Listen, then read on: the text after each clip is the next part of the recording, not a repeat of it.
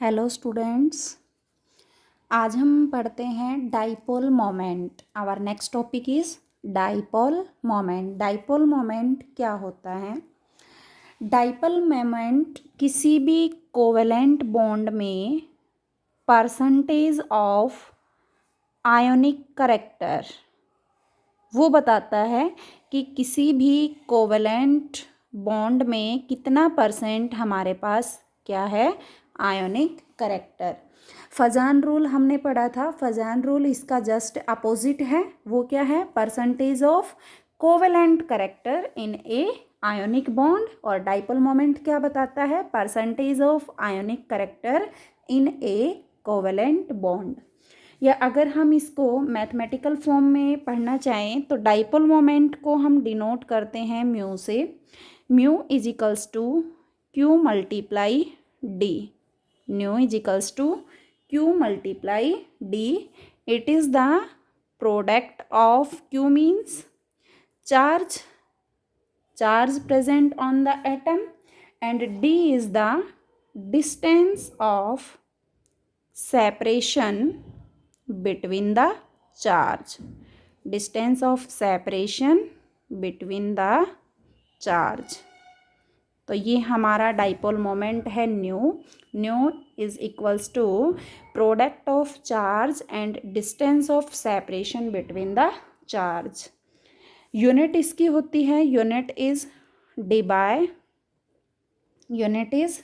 Bye charge को हम इसमें मेज़र करते हैं ESU, और जो हमारे डिस्टेंस है उसको हम किस में मेज़र करते हैं? सेंटीमीटर में। 1 is equals to 10⁻⁻18 ESU centimetre. Dipole moment दो यूनिट पढ़ते हैं हम फिजिक्स में, स्केलर है या वेक्टर है। तो dipole moment is a vector quantity. Dipole moment is a vector quantity. For example हम कोई भी कंपाउंड लेते हैं, जैसे हमने कंपाउंड लिया HF, हाइड्रोजन फ्लोराइड। हमें पता है hydrogen is electropositive and fluorine is electronegative. Hydrogen is more electropositive as comparison to fluorine.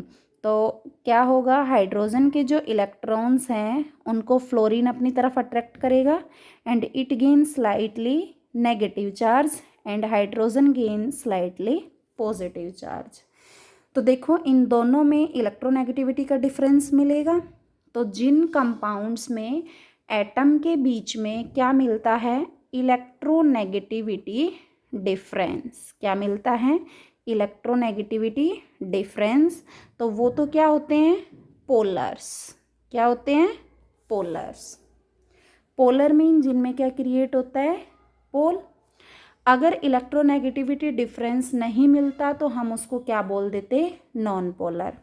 लेकिन इसमें एक्सेप्शंस आए। फॉर एग्ज़ाम्पल हम BF3 का एग्ज़ाम्पल पढ़ते हैं, ठीक है? तो BF3 है, यहाँ ये क्या होना चाहिए?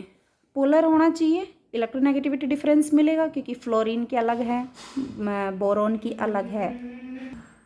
तो इसमें हमारे पास इलेक्ट्रोनेगेटिविटी डिफरेंस मिलेगा। लेकिन जब हम इस कंपाउंड को स्टडी करते हैं तो ये क्या मिलता है? Non polar. तो इन चीज़ों को पढ़ने के लिए हमें क्या पढ़ना पड़ेगा? Dipole moment. दूसरा, डाइपोल मोमेंट किस लिए स्टडी किया जाता है? कि कोई भी कोवेलेंट कंपाउंड गिवन है वो पोलर है या नॉन पोलर, वो भी हम किससे स्टडी करते हैं? Dipole moment.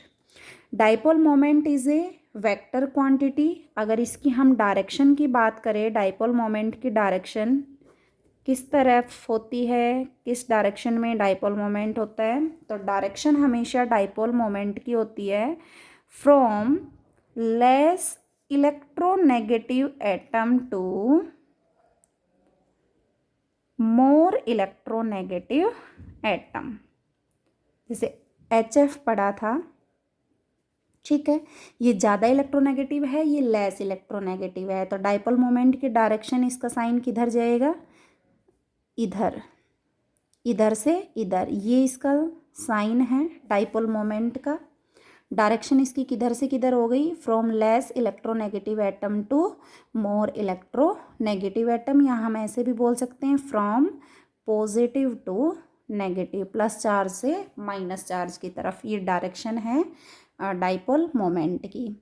या अगर किसी में लोन पेयर एटम पे लोन पेयर प्रेजेंट है, जैसे अमोनिया की स्ट्रक्चर पढ़ी थी हमने, वाटर की स्ट्रक्चर पढ़ी थी, तो उसमें हमारे पास lone pair of electron present थे हमारे पास। तो जिसमें लोन पेयर प्रेजेंट होते हैं उसमें डायरेक्शन डाइपोल मोमेंट की हमेशा कहाँ होती है, एटम टू लोन पेयर। कहाँ होती है, एटम टू लोन पेयर। तो इसमें डाइपोल मोमेंट की डायरेक्शन तुम्हें कहाँ मिलेगी, नाइट्रोजन से लोन पेयर की तरफ। तो ये इसकी डायरेक्शन है। इसके बाद आता है कि हमें पोलर और नॉन पोलर हम कैसे पता लगाएंगे। तो अगर कोई भी मॉलिक्यूल है, if any molecule has net dipole moment, dipole moment नहीं, नेट डाइपोल मोमेंट, जिसको हम डिनोट करते हैं न्यू नेट से, net dipole moment equals to zero. अगर न्यू नेट जीरो है तो वो मॉलिक्यूल क्या मिलेगा, polar. Mu net sorry non polar. अगर न्यू नेट जीरो है तो मॉलिक्यूल क्या मिलेगा, non polar. If mu net not equals to zero then molecule will be polar. अगर नेट डाइपोल मोमेंट ज़ीरो नहीं है तो मॉलिक्यूल पोलर मिलेगा, उसमें पोल्स क्रिएट होंगे, प्लस माइनस जो भी चार्ज है उससे सेपरेट होंगे। अगर नेट डाइपोल मोमेंट ज़ीरो है तो हमारा मॉलिक्यूल क्या हो जाएगा, नॉन पोलर। फॉर एग्ज़ाम्पल हम इसमें लेते हैं जैसे carbon dioxide gas, for example CO2। CO2 की अगर हम बात करें तो लेविस डॉट स्ट्रक्चर में हमने पढ़ा था carbon double bond oxygen, carbon double bond oxygen, ठीक है। Carbon is more electropositive as comparison to oxygen. Carbon ज़्यादा इलेक्ट्रोपॉजिटिव है, ऑक्सीजन से ज़्यादा इलेक्ट्रोपॉजिटिव है कौन, कार्बन। तो जो इलेक्ट्रोनेगेटिव है वो इलेक्ट्रॉन्स को क्या करेगा, अपनी तरफ खींचेगा, ठीक है। इलेक्ट्रॉन्स को इधर खींचेगा तो इस पे स्लाइटली नेगेटिव चार्ज, इस कार्बन पे slightly positive charge. Same condition इधर भी है, ऑक्सीजन ज़्यादा इलेक्ट्रोनेगेटिव है कार्बन से तो ऑक्सीजन इलेक्ट्रॉन्स को अपनी तरफ खींचेगा, इस पे स्लाइटली नेगेटिव चार्ज और कार्बन पे स्लाइटली पॉजिटिव चार्ज। तो अगर इस डाइपोल इधर की जो डायरेक्शन है डाइपोल मोमेंट की, कार्बन और ऑक्सीजन के बीच में डाइपोल मोमेंट की डायरेक्शन किधर है, फ्रॉम पॉजिटिव टू नेगेटिव। और इन दोनों के बीच में अगर बात करें डाइपोल मोमेंट की डायरेक्शन कौन सी है, वही पॉजिटिव से नेगेटिव। दोनों डायरेक्शन क्या है, अपोजिट। तो दोनों डायरेक्शन अपोजिट है तो नेट डाइपोल मोमेंट क्या हो जाएगा, जीरो। नेट डाइपोल मोमेंट क्या हो जाएगा, जीरो। तो नेट डाइपोल मोमेंट अगर हमारा जीरो है तो हमारा कंपाउंड क्या है, नॉन पोलर। क्या है, non polar. CO2 is non polar compound. तो सबसे पहले हम इसमें बात करते हैं फॉर डायटोमिक मॉलिक्यूल्स के लिए।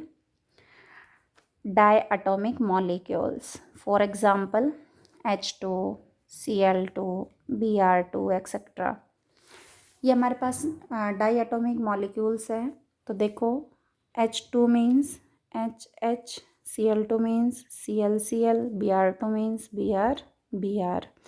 तो क्या इनके बीच में कोई डाइपोल मोमेंट होगा, दोनों साइड सेम एटम है तो कोई ना ज़्यादा इलेक्ट्रोपॉजिटिव ना ज़्यादा इलेक्ट्रोनेगेटिव, तो इनका जो डाइपोल मोमेंट होगा वो क्या होगा, zero. Dipole moment zero means this all are non polar. अगर ये तो होमो एटॉमिक की बात हो गई, अगर हम हेट्रो एटॉमिक की बात करें, जैसे डायटोमिक में है HBr, HF, HCl, ठीक है, HI, तो क्या इनका डाइपोल मोमेंट ज़ीरो होगा, नहीं। क्यों, क्योंकि hydrogen more electropositive, bromine more electronegative. Hydrogen पे पॉजिटिव चार्ज आ जाएगा, ब्रोमीन पे नेगेटिव, तो इलेक्ट्रोनेगेटिव डिफरेंस कुछ तो मिलेगा। तो इनका जो न्यू है डाइपोल मोमेंट है वो ज़ीरो नहीं मिलेगा किसी का भी। तो सबके लिए not equals to zero. It means सारे कैसे कंपाउंड हैं, पोलर। सारे कैसे कंपाउंड है, पोलर। इसके बाद अगर हम पॉली एटॉमिक की बात करें, पॉली एटॉमिक के लिए जैसे एग्जाम्पल है, हम Ab2 टाइप कोई एग्जाम्पल लेते हैं। जैसे हमने ले लिया बेरिलियम क्लोराइड BeCl2, या carbon dioxide CO2, ethyne C2H2। अगर इनका हमें निकालना हो, सबसे पहले हम इसमें लेते हैं, जैसे बेरिलियम क्लोराइड ले लिया BeCl2, ये है BeCl2। तो इसमें beryllium electropositive, chlorine electronegative. Dipole moment की डायरेक्शन इधर, इन दोनों के बीच में डाइपोल मोमेंट की डायरेक्शन इधर। तो नेट डाइपोल मोमेंट क्या हो जाएगा, ज़ीरो। CO2 का हम पहले पढ़ चुके। इथाइन का पढ़ते हैं, C triple bond CH C2H2। Dipole moment carbon और हाइड्रोजन दोनों में से ज़्यादा इलेक्ट्रोनेगेटिव कौन, कार्बन। तो डायरेक्शन इधर आ जाएगी डाइपोल मोमेंट की, इसमें डायरेक्शन इधर आ जाएगी। Net dipole moment is equals to zero. It means अगर पॉली एटम सिमेट्रिक है, ठीक है, ये हमारे सिमेट्रिक एटम है, ये पॉली एटॉमिक सिमेट्रिक है और उन पे कोई लोन पेयर नहीं है। अगर पॉली एटॉमिक जो भी कंपाउंड हैं, मॉलिक्यूल्स हैं, वो सिमेट्रिक हैं और उन पे कोई भी लोन पेयर प्रेजेंट नहीं है, लोन पेयर इज एब्सेंट, तो हमेशा हमारा डाइपोल मोमेंट किसके इक्वल होगा, जीरो के इक्वल। कोई भी पॉली एटॉमिक कंपाउंड है, अगर वो सिमेट्रिक है और उस पर कोई भी लोन पेयर प्रेजेंट नहीं है, लोन पेयर इज एब्सेंट, तो डाइपोल मोमेंट हमेशा किसके इक्वल होगा, जीरो के इक्वल। इसी में हम Ab3 टाइप का एग्जाम्पल लेते हैं। Ab3 for example BF3, Bi3, BBr3। तो देखो BF3 ये स्ट्रक्चर हमने बनाई, जहाँ पे हमने सबसे पहले उसमें एक्सेप्शन में पढ़ रहे थे BF3, ठीक है।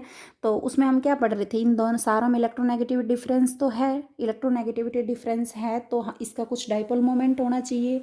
लेकिन क्या एक्सेप्शन था कि ये इसका डाइपोल मोमेंट क्या होता है, जीरो। क्यों होता है, देखो फ्लोरीन ज़्यादा इलेक्ट्रोनेगेटिव है, ये डायरेक्शन इधर, ये डायरेक्शन और इधर ये डायरेक्शन। सिमेट्रिक कंपाउंड है हमारा, ठीक है, लॉन पेयर भी प्रेजेंट नहीं है, तो तीनों एक दूसरे को क्या कर देंगे, कैंसिल कर देंगे। तो कैंसिल कर देंगे तो यहाँ से न्यू की वैल्यू क्या आ जाएगी, जीरो, ठीक है। इसी तरह SO3 एग्जाम्पल है इसमें। SO3 ये सल्फ़र, ये लेविस डॉट स्ट्रक्चर में सारी चीज़ें पढ़ के आ चुके स्ट्रक्चर की। सल्फ़र और ऑक्सीजन में ज़्यादा इलेक्ट्रोनेगेटिव कौन, ऑक्सीजन, तो ये डायरेक्शन इधर, ये डायरेक्शन इधर, ये डायरेक्शन सिमेट्रिक हो जाएगा। न्यू की वैल्यू क्या हो जाएगी, जीरो। न्यू की वैल्यू ज़ीरो है तो इसमें क्या हो जाएगा, ये हमारे पास नॉन पोलर। तो इस तरह से पोलैरिटी और नॉन पोलैरिटी के बारे में हम यहाँ से पता लगा सकते हैं। लेकिन अगर इसमें लोन पेयर आ जाए, जैसे हम SO2 की स्ट्रक्चर पढ़ते हैं, सल्फ़र डाइऑक्साइड, जब इसकी लेविस डॉट स्ट्रक्चर बनाओगे या VSC PR थ्योरी के अकॉर्डिंग जब इसकी स्ट्रक्चर बनाओगे, इसमें वन लोन पेयर आएगा। इसमें सिमेट्री तो है कि इधर ये इधर डाइपोल मोमेंट दोनों एक दूसरे को कैंसिल कर देंगे, ये तो दोनों कैंसिल कर देंगे, लेकिन देखो लोन पेयर प्रेजेंट है। और मैंने बताया था डाइपोल मोमेंट की डायरेक्शन किधर होती है, एटम से लोन पेयर की तरफ, तो ये डाइपोल मोमेंट की डायरेक्शन हो गई।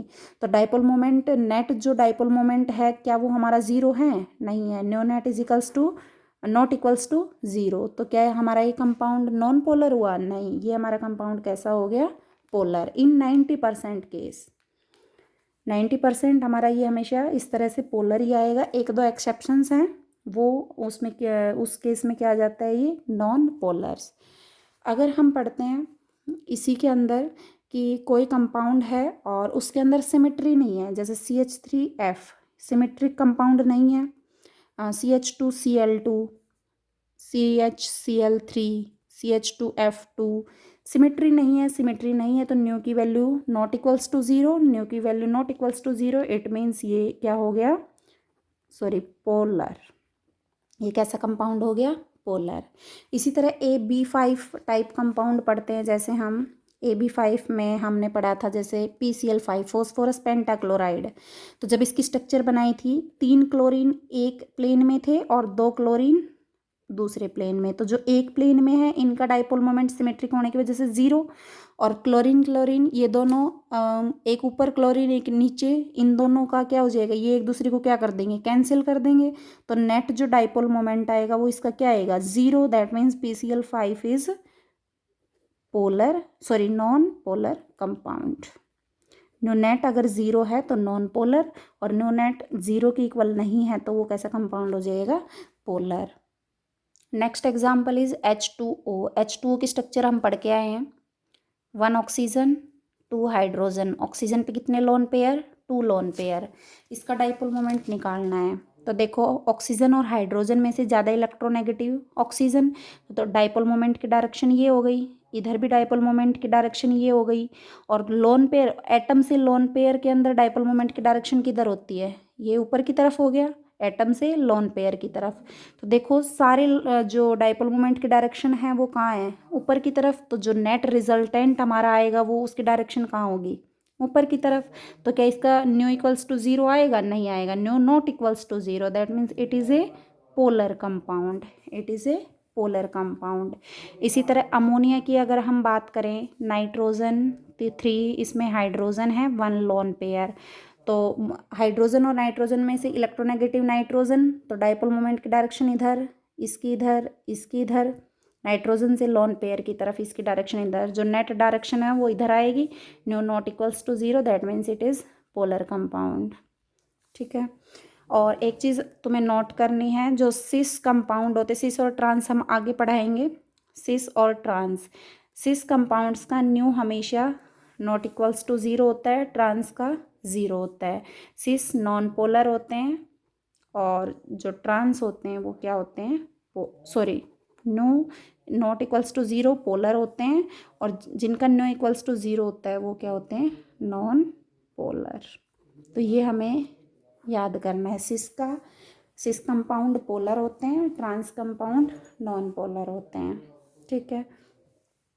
अब कुछ एक हैं हमारे पास जो एक्सेप्शन केस में भी आते हैं, जैसे XCF2 ज़ीनोन डाइफ्लोराइड, एक्सेप्शन केस में आता है। ज़ीनोन डाइफ्लोराइड में क्या है, जैसे यहाँ से हम Z की वैल्यू निकालेंगे, टोटल इलेक्ट्रॉन पेयर जो हम पीछे पढ़ चुके 5 इलेक्ट्रॉन पेयर आएंगे, जिसमें 3 तो हमारे लोन पेयर मिलेंगे, बॉन्ड पेयर कितने हैं, 2 बॉन्ड पेयर 3 लोन पेयर। तो जब हम स्ट्रक्चर बनाएंगे तो ये XE, ये 2 फ्लोरीन और 3 हमारे पास क्या है, इसके पास lone pair.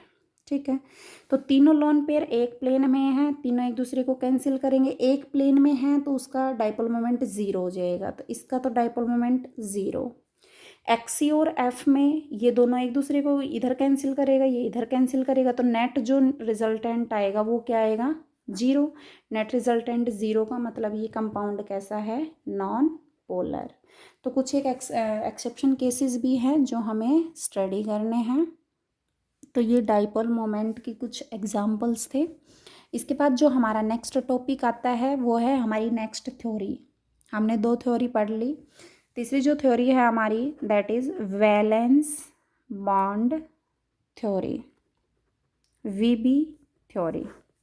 Valence bond theory हमें क्या कहती है, according to valence bond theory atom do not lose their identity after the formation of molecule, कि कोई भी एटम जब मॉलिक्यूल बनाता है तो अपनी आइडेंटिटी कभी भी लूज़ नहीं करता। जो बॉन्ड फॉर्मेशन होती है उसमें इंटरेक्शन जो होता है वो केवल वैलेंस इलेक्ट्रॉन्स का होता है।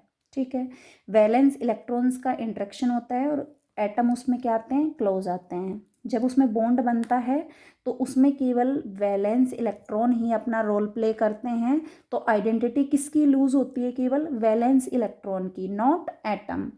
और जो स्टेबिलिटी है वो हम किससे निकालते हैं, that is accounted by the formation of bond is by release of energy. ठीक है, तो वैलेंस बॉन्ड थ्योरी के अकॉर्डिंग कोई भी जो कोवेलेंट बॉन्ड बनता है, फॉर्मेशन ऑफ कोवेलेंट बॉन्ड, किसकी बात करेंगे वैलेंस बॉन्ड थ्योरी में, covalent bond formation.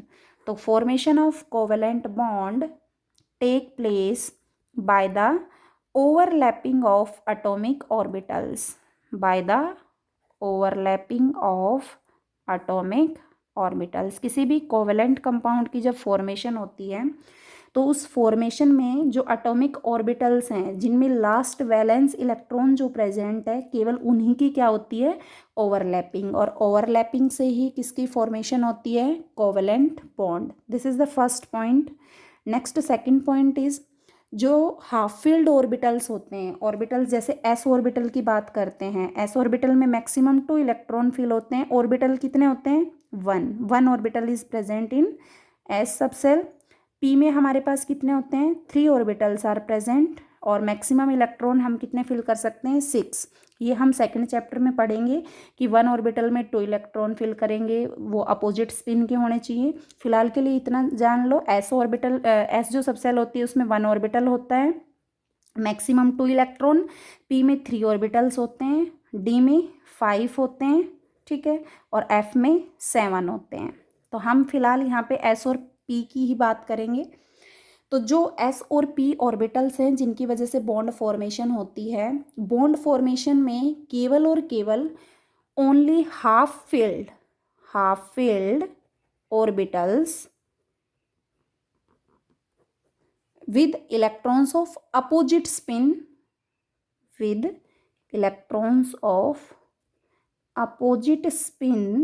will be overlap।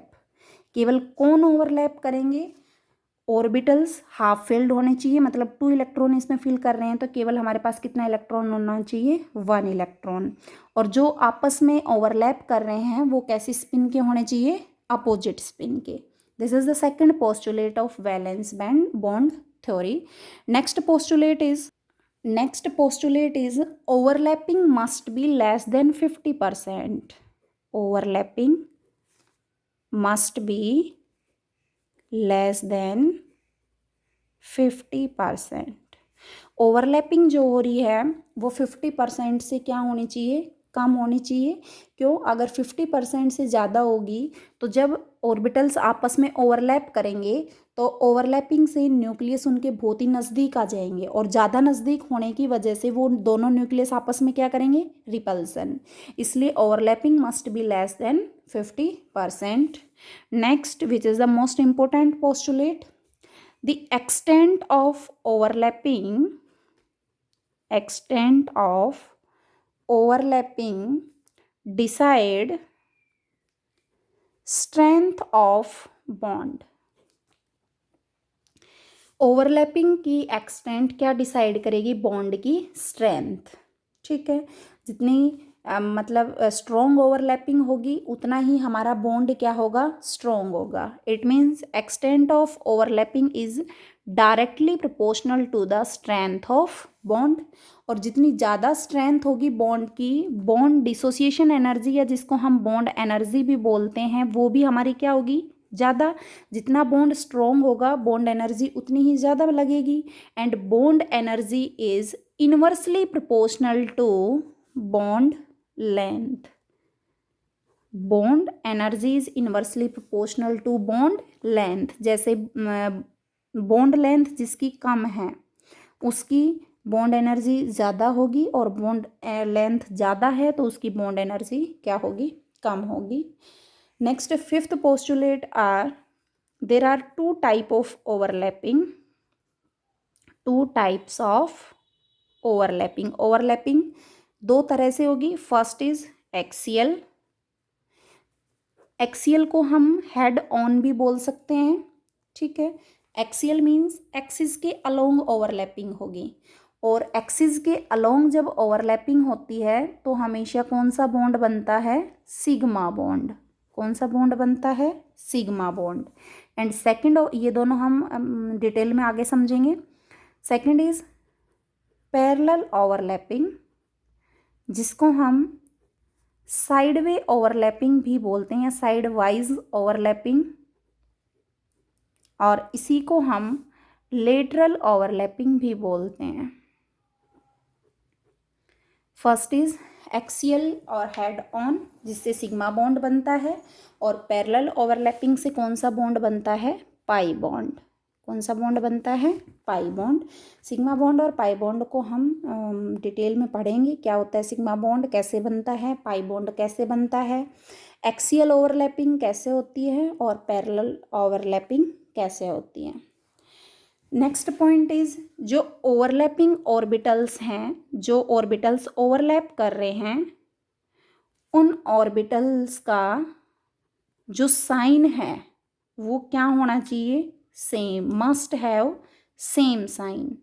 इसका क्या मतलब है? The overlapping orbitals must have same signs means जो भी जो ऑर्बिटल्स होते हैं, ऑर्बिटल्स क्या होते हैं? जहाँ पे इलेक्ट्रॉन की जो मिलने की जो पॉसिबिलिटी है वो क्या हो? मैक्सिमम, जहाँ पे इलेक्ट्रॉन सबसे ज़्यादा मिलने की पॉसिबिलिटी होती है, that is known as orbitals. और ऑर्बिटल्स होते हैं बेटा वेव की फॉर्म में। ऑर्बिटल्स किसकी फॉर्म में होते हैं? वेव की फॉर्म में। Orbitals are in wave form. Wave form में क्या होता है? Positive negative, positive negative, positive negative. ऊपर जो होता है उसको पॉजिटिव, नीचे जो होता है उसको हम बोलते हैं नेगेटिव। तो जब हम एस ऑर्बिटल की सेफ पढ़ेंगे, पी की पढ़ेंगे, ये बेटा पढ़ाई नहीं है, ये हम पढ़ाएंगे। एस जो ऑर्बिटल होता है वो होता है सर्कल शेप का, इस तरह से, ठीक है। पी जो ऑर्बिटल होता है वो डंबल शेप का होता है, इस तरीके से, ठीक है। पॉजिटिव नेगेटिव, नेगेटिव पॉजिटिव जो भी है, ठीक है। तो देखो, जब कोई भी ऑर्बिटल्स आपस में ओवरलैप करेंगे तो उनके साइन हमेशा क्या होने चाहिए? सेम। पॉजिटिव पॉजिटिव से ही ओवरलैप करे, नेगेटिव नेगेटिव से ही ओवरलैप करे। जैसे हम दो पी ऑर्बिटल्स को ओवरलैपिंग करवा रहे हैं, ये हमारे पास पी है, पॉजिटिव नेगेटिव, तो इसके साथ जो ऑर्बिटल ओवरलैप करेगा तो वो पॉजिटिव के साथ क्या होना चाहिए? पॉजिटिव। या फिर दूसरी कंडीशन इस तरह से हो सकती है, दोनों के क्या ओवरलैप करें? नेगेटिव और नेगेटिव। तो ये पोस्टुलेट क्या कहता है? जब ओवरलैपिंग होगी ऑर्बिटल्स की तो वो हमेशा किन के बीच में होगी? सेम साइन के बीच में, या तो पॉजिटिव पॉजिटिव के बीच में या फिर नेगेटिव नेगेटिव के बीच में। अगर पॉजिटिव और नेगेटिव है, इधर पॉजिटिव इधर नेगेटिव, तो बॉन्ड फॉर्मेशन नहीं होगा, ठीक है। ऐसी ओरिएंटेशन में बॉन्ड नहीं बनेगा, ठीक है। नेक्स्ट इसमें आता है जो हम अभी पढ़ के आए हैं, एक्सियल और पैरेलल ओवरलैपिंग। ये एक्सियल ओवरलैपिंग क्या होती है, सिग्मा बॉन्ड की फॉर्मेशन कैसे होती है, और पैरेलल ओवरलैपिंग क्या होती है, उसमें हमारे पास पाई बॉन्ड की फॉर्मेशन क्या होती है, सिग्मा और पाई के बीच में क्या डिफरेंस है, ये हम नेक्स्ट वीडियो में पढ़ेंगे। तो यहाँ तक का जितना भी वर्क है सारे बच्चे एक बार रिवाइज़ करेंगे, और रिवाइज़ करने के बाद इनसे रिलेटेड जितने भी एग्जाम्पल्स हैं, पीछे जो डाइपोल मोमेंट से रिलेटेड एग्जाम्पल्स हैं, उससे पीछे VSEPR थ्योरी से रिलेटेड एग्जाम्पल हैं, अपनी रफ नोटबुक में सॉल्व करके देखेंगे। Thank you.